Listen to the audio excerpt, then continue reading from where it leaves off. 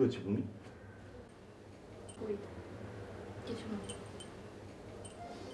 কি হয়েছে আমাকে বলো। বললাম তো আমি, কিছু হয়নি।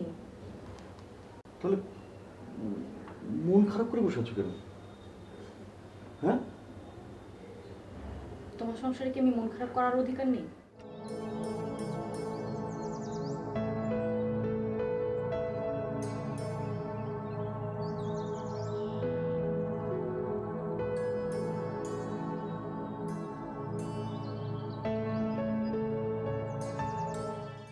রওশনের উপর আমার কোনো বিশ্বাস নেই। তুই বরঞ্চ সময় সুযোগ বুঝে জামাইকে কথাটা বলে ফেল।